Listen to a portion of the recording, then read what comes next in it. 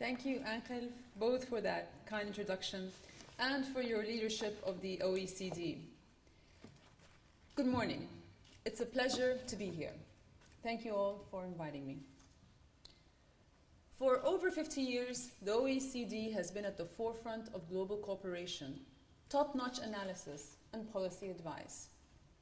With age and experience, though, come responsibility and expectation. And today, the world looks to the OECD for leadership, for leverage of your global network, and for lasting policies that build better lives. Especially now, with economic growth faltering, with the gap between rich and poor growing, when meeting the MDG deadline looks unlikely, and when donors' aid to developing countries has declined for the first time in 15 years. Because until we build stronger, sustainable societies, until we create equitable opportunities for all, we will erode the foundations of our own prosperity and hold back our own progress. It's true that millions of people have been lifted out of absolute poverty in recent years, but the benefits of economic growth have not been shared evenly, anywhere. Inequality is as rife in low-income countries as it is in advanced and emerging economies. Into this growing inequality gap fall those who are impoverished and ill-equipped to climb out. Those old enough to understand its injustices grow ever frustrated. Those too young to know its indignities are condemned to a life of disadvantage from their first breath. They're not the bottom billion, some amorphous, anonymous mass, some tired old soundbite. They're members of our global family.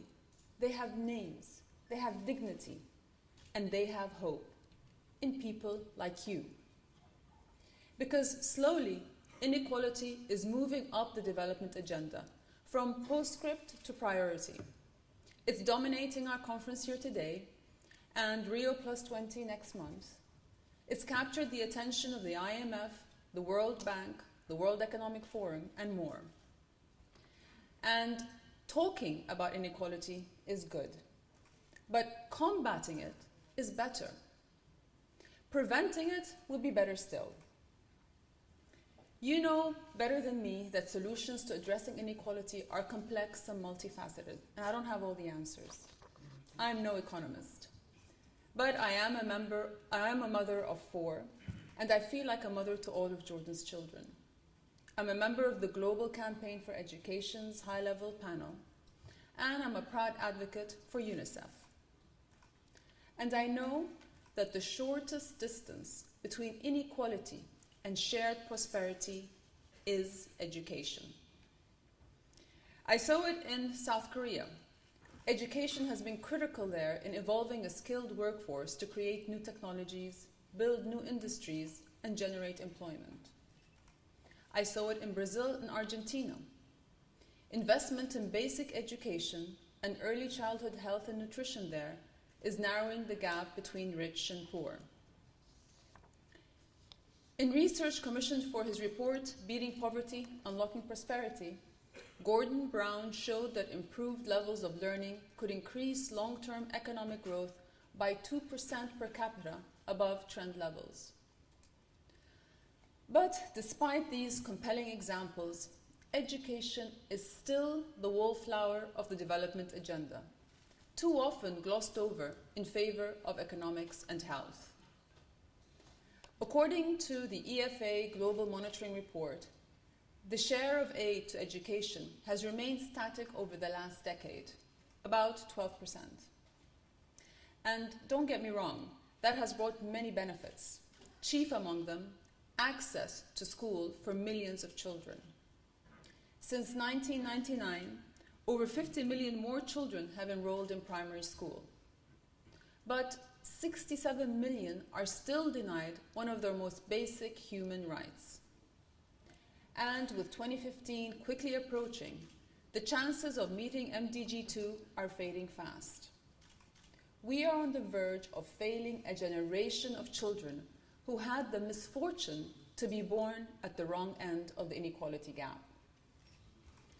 So, as we turn our attention towards the post-2015 agenda to address new challenges, we must not forget the old promises. Going forward, we must deliver basic education and beyond. Basic because we still owe 67 million children an education. We owe them 4 million new classrooms, and we owe them 1.8 million trained teachers. Beyond because we have a duty to the next generation to equip them with more than the ABCs. We have a duty to equip them with transferable skills for tomorrow's job market.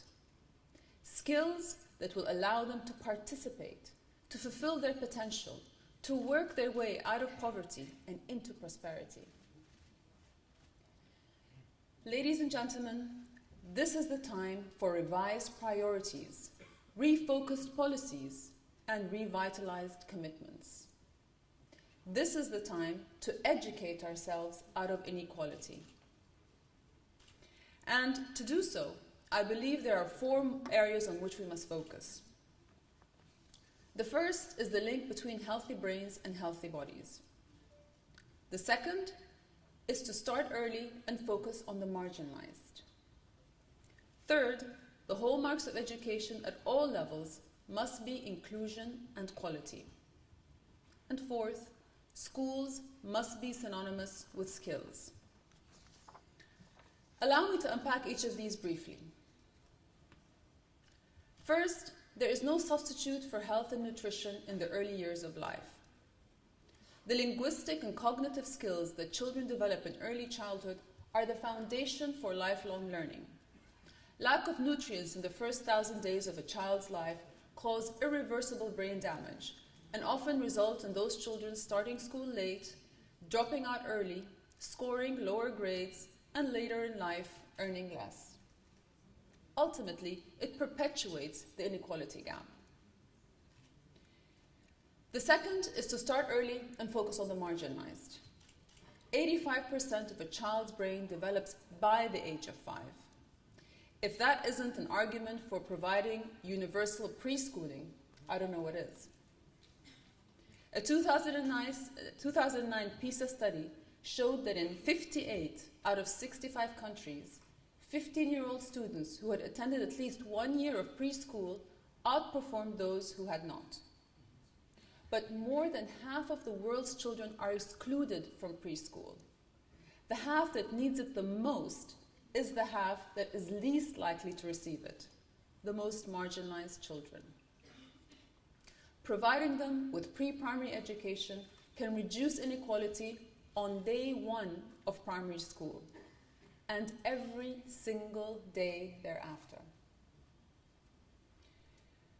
Third, the hallmarks of basic education must be inclusion and quality. Otherwise, what's the point?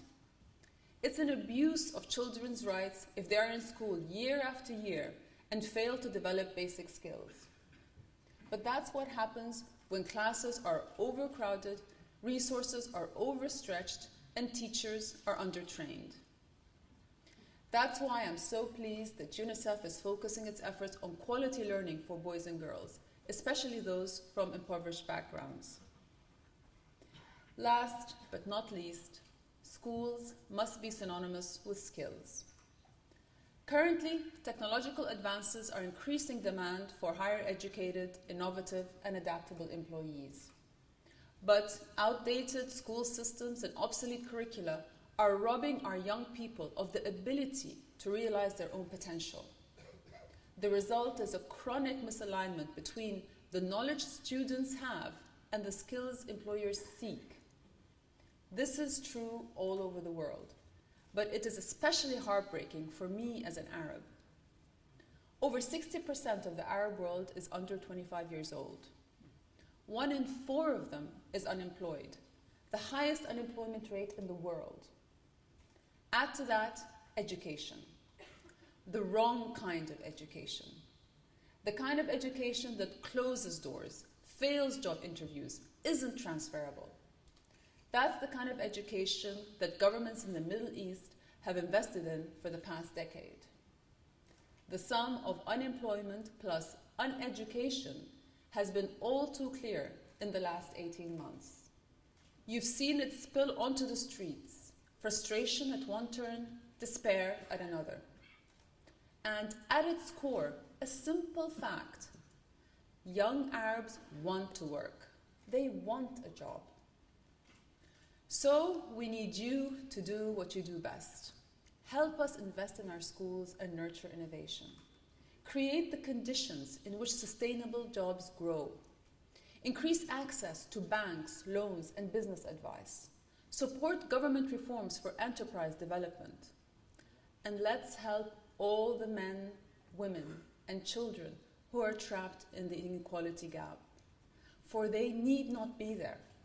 Let's give them the best education we can and the tools they need to work their way out of poverty, dignity intact. That is the definition of common humanity. That is a global family, when we look after each other.